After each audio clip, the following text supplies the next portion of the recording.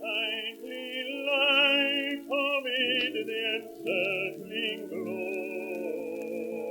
Titanic carried 3,300 passengers and crew.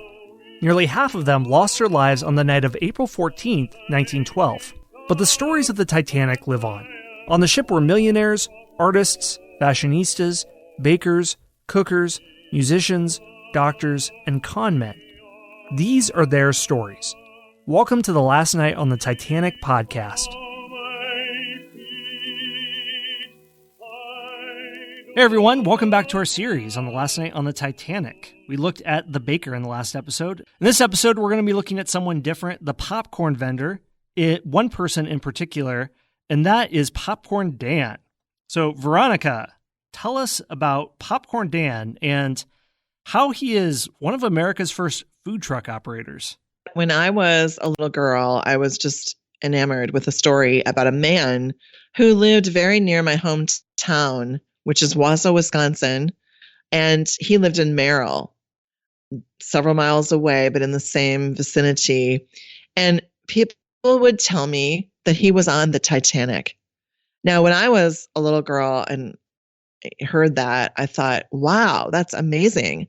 How did a man from this area, which at the time was much more secluded than it is now from the metropolitan world, how did he get on the Titanic?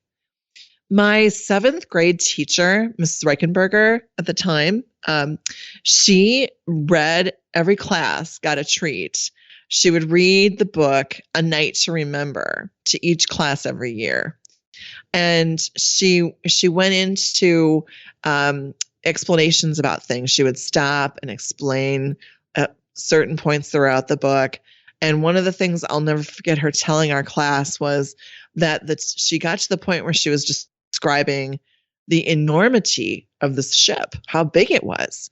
And she said it was from where we were sitting at that moment at Horseman Middle School in Wausau, all the way down to where the library still stands today. The middle school is gone. The library is still there.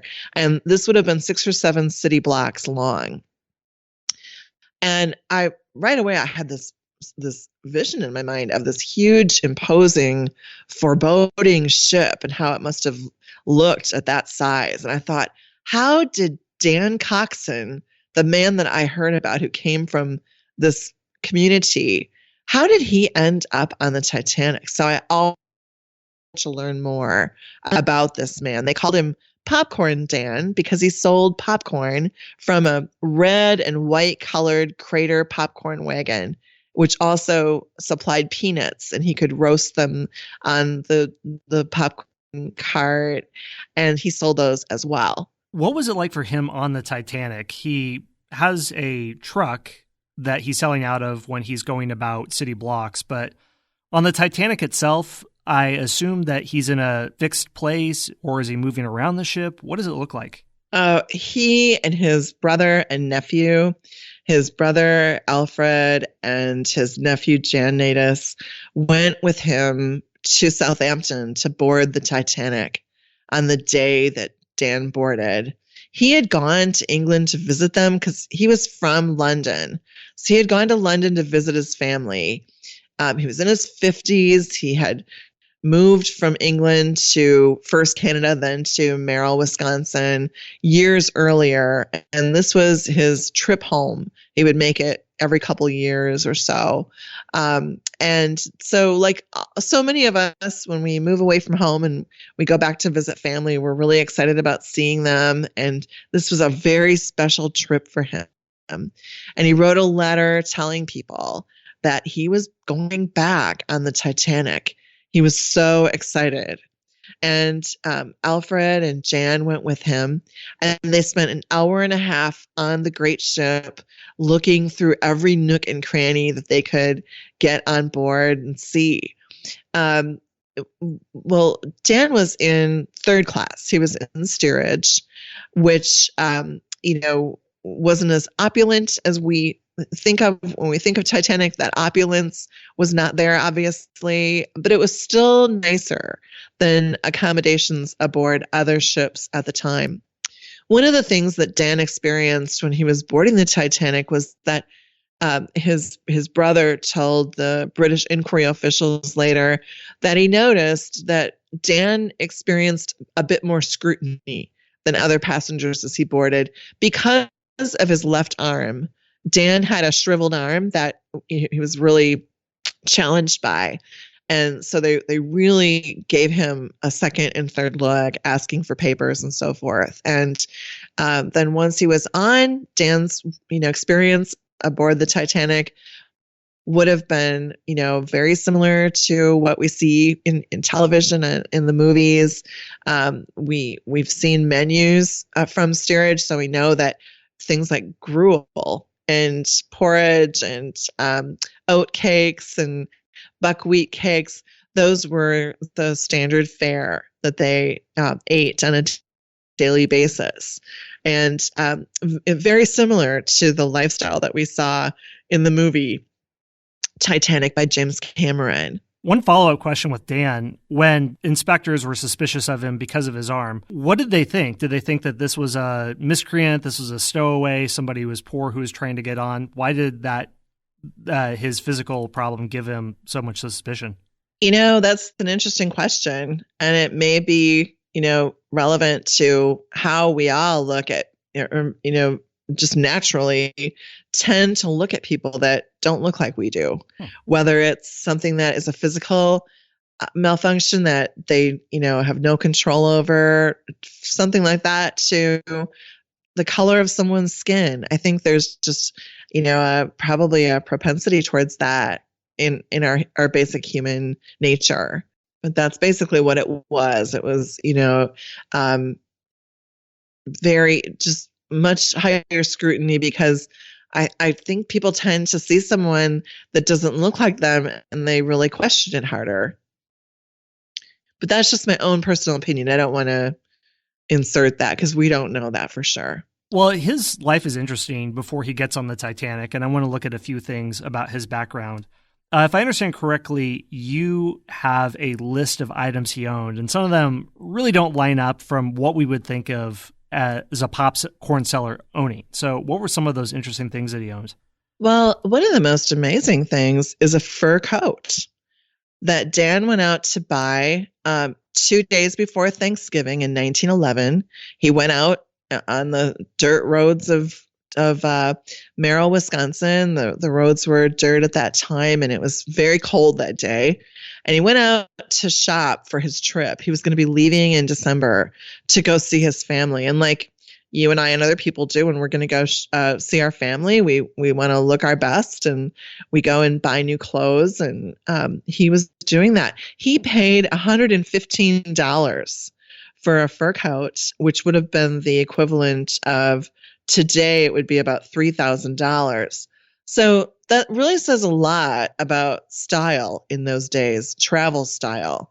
Here is a popcorn vendor, and he also did odd jobs like hauling things for people and painting and patching jobs and just real odd jobs. And yet he prioritized his money so that he could spend a lot to look good. Even in steerage, I mean, even there, steerage passengers were, very conscious of how they looked, of course. And another point about Dan that I should point out on that note is one of his relatives, a great nephew of his, has pointed out to me that Dan could have afforded to travel in a different class. But for whatever reason, he was traveling in steerage. He must have been very good with his money. He had a phonograph that was a new-fangled invention at the time. Today it would have been worth about $160. But what's really an insight into this man is that he owned 2 houses. One was worth $1,000 and the other was worth $400. He lived in the one that was worth $400 and rented the other one out. And we all know people who do that today, where they're very thrifty and they're renting out a much more fabulous home and living in the lesser one. And that's what Dan did. Yeah, that's interesting. I'm no popcorn expert, nor have I ever met one before, but I wonder if it was more of a wealthy novelty instead of If I think of someone selling popcorn today, I imagine a teenager working a summer job at a baseball stadium or at a county fair. But maybe it was a novelty for the more well-to-do back then. Yeah, sounds pretty like he's doing well for himself. And among the houses he owned, if I understand correctly, wasn't one of them haunted, or people thought it was haunted? Well, it wasn't one of the houses he owned for a while, probably while he was saving to purchase his houses. He was a caretaker. He lived in a house, a beautiful, majestic Queen Anne house on the banks of the Wisconsin River. And he was a live-in caretaker there. And the house is purportedly haunted. There's a whole series of stories of things that had happened to people that lived in that house. And the house comes up in conversation when we talk locally about Popcorn Dan, because the idea being, one of the people that lived there was on the Titanic. Yeah, I wonder, with all these stories coming out, did you ever get a sense looking into his life that many of these things came out after he died? It's hard not to ascribe all these mystical or almost supernatural things happening before the Titanic, these ominous warnings of something terrible. Was it all a coincidence, or did you get a sense that people were making this mystical legacy about him after the fact? It does seem to fit in with the whole legacy, in my mind, the whole legacy of that house, the stories that are told about people that have lived there. Additionally, as you mentioned, and throughout the book, there are examples of people who insisted that they had premonitions not to get on the Titanic. And it'd be hard to not in this era when I think spiritualism is really big and seances and other stuff that goes in the 1920s and 30s, that with one of the biggest disasters that ever happens, people probably couldn't help but just, describe, I had this vision, I had this prophetic experience telling me something like that would happen. Right, exactly. So let's get to when he gets on the ship. You mentioned that he was in third class, and from what you were able to research, do you know much of what happens to him after the Titanic strikes the iceberg and everything else? I do not know, and I wish I did know. For a time, I had looked very carefully because I marveled at this man my whole childhood and wanted to know everything I could about him. And years ago, at the centennial year in 2012, which was it marked the 100 years since the sinking, I was doing quite a bit of research. Then I came across a New York Times article from 1912 that had a list of people that the McKay Bennett had found in the ocean, the bodies of people that they had recovered. And one of those, it said Dan Coxon's name, and it also said it might be Denton Cox, who was a crew member, but was not on the crew list. So for years, people that share my love of Dan's story, we'd hoped that there was a chance that maybe he had been out of steerage, past the blockades that people were held back by, and was able to get onto the deck to fight for his life and was in the water. However, in recent years, it was confirmed that that body that the McKay Bennett found was not Dan Coxon's. It was the body of Denton Cox, the crew member that was apparently not on the crew manifest. But one interesting note that we have found related to Dan is that several years ago, a man from my hometown was watching a show on TV. I think it was National Geographic. And he's very careful about what he notices. This man actually was able to see a picture on the TV, and it showed some money, dollar bills and coins. And he looked up really close. He stopped, he recorded the show so he could stop and look at it. And by golly, it said Merrill, Wisconsin on the dollar bills. And yes, and at that time, because I had to run this to ground, and I found out that those dollar bills had been printed in Merrill back then. They weren't just printed at the mint. Those were Dan's, because they had to have been, because this is such a remote area at that time. It's much different now. It's very connected, like all communities are, because in part due to the internet and so forth. But at that time, there would have been no other person that would have been carrying currency like that around. So we do have that remnant of Dan's experience aboard. We know what was in his wallet. Hey everyone, Scott here. We're going to take a very short break for a word from our sponsors. And this is a thing, what you're describing here, that historians have to do a lot, where we don't know the fate of a person. We know how their story starts, but we don't know how it ends. So historians have lots of ways to cheat. One is called prosopography, which is a very fancy way of saying, well, I'm going to take a class, a genre of people, and then take facts about that genre of person and stuff it into this individual. So, hey, there's monks at a monastery. We know what schedule the monks go throughout, so we can pretty reasonably guess what an individual monk would be doing, even if we don't know exactly what happened to him. With that in mind, with that little cheat code I mentioned, with Dan, what do you think things would have been like for him on the Titanic? He was in third class. He sold popcorn. What would that look like? Would he be mostly in the lower decks dealing with the lower class, or as a reasonably successful businessman, would he be talking with those in second class? Or just based on what you know about him, what do you think his experience would have been like on the Titanic? Well, my guess is he probably would have been in conversation with a lot of people. He seemed to be a very friendly man, very likable. People in Merrill still talk about how everyone loved him. In fact, they loved him so much they gave him the nickname Popcorn Dan, and still talk about him to this day. He probably would have been, like most people in steerage, sort of, biding his time. There wasn't as much entertainment for them. They, I think, like I had mentioned about the Titanic movie that James Cameron produced, it was a really good description in his movie of what life was like. They probably came up with their own sing-alongs. And in fact, they had sing-alongs in other classes as well. Food would have been a big part of the day, the meals, reading. They would have been a lot of reading in people's bunks, getting to know their bunk mates. One of the things that I found really interesting is that there were coat hooks in the dining room, which indicates that people brought their things with them in third class when they went to dinner. They did not leave their things in their room. And I would assume that would mean, or that would indicate, that they couldn't lock their things up. Their things were not safe. These were shared accommodations. Okay, so this is what he's going through when he's down there in steerage. And when people are rushing off the Titanic, and we talked a little bit about this in the last episode with our baker, that as the ship is tilting, I think, to the port side, a lot of people are thrown off the poop deck. Was it mostly people in third class who were rushing the deck and then they were thrown off?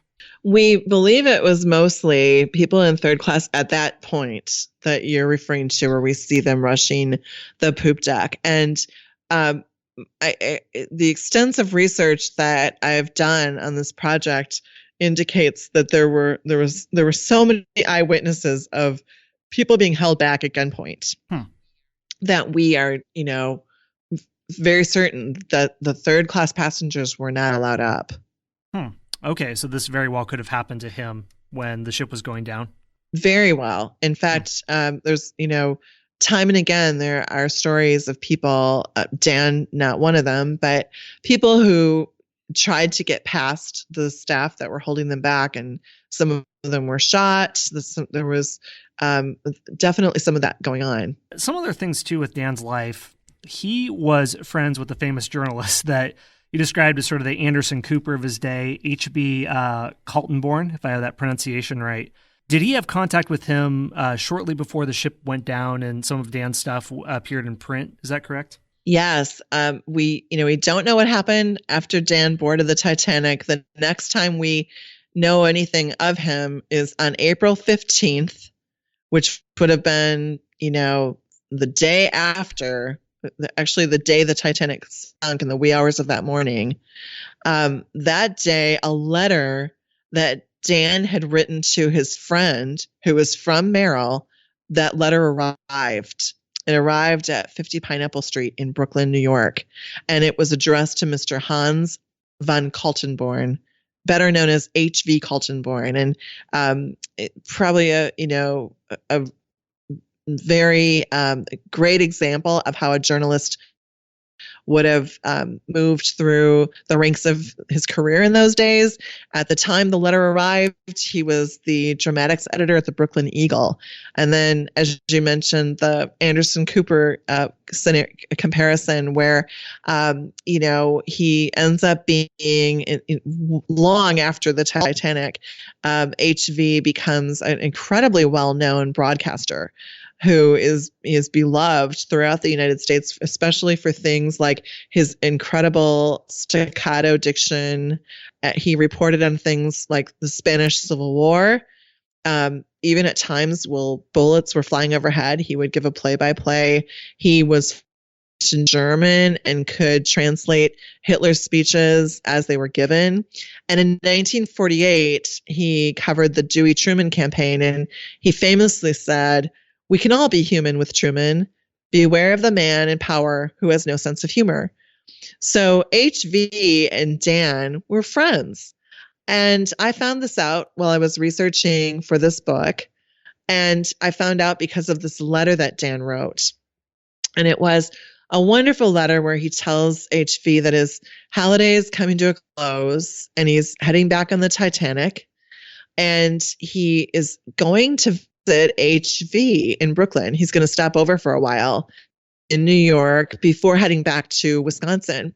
He asks him if he could be so kind as to meet him at Pier 59 when the Titanic arrives. And can you imagine HV getting this letter at home in Brooklyn?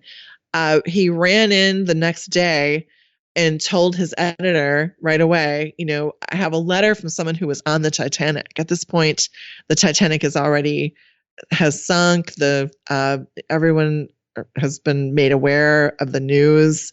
And so they print the letter in the paper. And the high school in Merrill, Wisconsin, has several study hall rooms dedicated to each of these gentlemen. One is Dan Coxon, in memory of Dan Coxon, and one is in memory of H.V. Kaltenborn. All right. So his legacy lives on. Why do you think that he's so remembered? I mean, you said that he's gregarious. He was very outgoing. Is that why you think that there's still locals that would talk about him, and his memory seems to have really lived on in a way that maybe many others wouldn't? Why do you think that is? You're right. And my experience has been that his memory has lived on even stronger than H.V. Kaltenborn's, which is exceptional. I think it speaks to the phenomenal interest in the Titanic.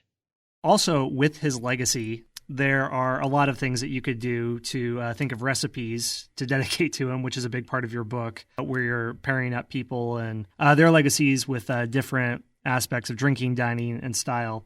So in most podcast episodes, we would just wrap up here. Here, we're going to look at Popcorn Dan's contribution to our unsinkable drinking, dining, and style guide. And what you chose for him says something really interesting about how different classes lived on the Titanic, but also how tastes can change over the generations. So what is the recipe that you paired up with Popcorn Dan? Well, yes, and it's actually also a statement to how food trends change so amazingly from generation to generation. Scott, it's amazing how in this day and age to order tripe, which is the stomach of a cow, prepared very often with onions and other wonderful seasonings and ingredients. It's almost a delicacy these days. It's something that's, a treat. But in those days, in 1912, over 100 years ago, the steerage passengers were sort of relegated to this dish because it was inexpensive then, and it was considered akin to those staples such as gruel.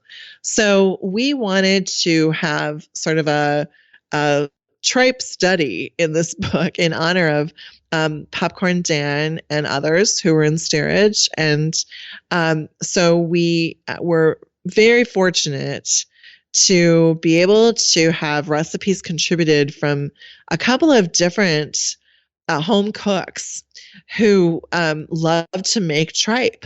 One of them is from a woman whose grandmother made tripe in Ireland years ago. And so we think that it's very possible that the tripe aboard the Titanic might have been similar to hers. So Sonia Geyer's recipe includes, like I mentioned, onions, potatoes, a little bit of curry powder even. There's some corn flour, parsley, peppercorns, bay leaves, and you can imagine just from that list of ingredients how delicious it must be. And it's really funny that you mentioned this was a lower class thing 100 years ago, but now it's something that is fancier culinarily. I was in Turkey for a few years, and it's still a working class thing where you'll usually have younger men, if they're out with their friends or whatever, and it's really late at night, they've been drinking before they go home. These different diners that are always low end, they'll be eating this tripe soup. So I have no idea what that is. What makes food something that's gauche? What makes it working class? What makes it fancier? Why do these things change over time? Maybe it's more available in one place or another. Yeah, I mean, just for food for thought, ha ha ha. What makes you think tripe ascends in some places and then descends in other times? I think people are fascinated, with from the snout to the hoof kind of eating still, as we live in a society that embraces conservation and not wasting any of the animals. So I think to people who are meat eaters, I think that it's something that is really important to them to make special use of all of an animal's. Well, that is Popcorn Dan's contribution to our style guide and our dining list of the Titanic. We're going to keep moving through the cast of characters that made up the Titanic, and we'll see you in the next episode.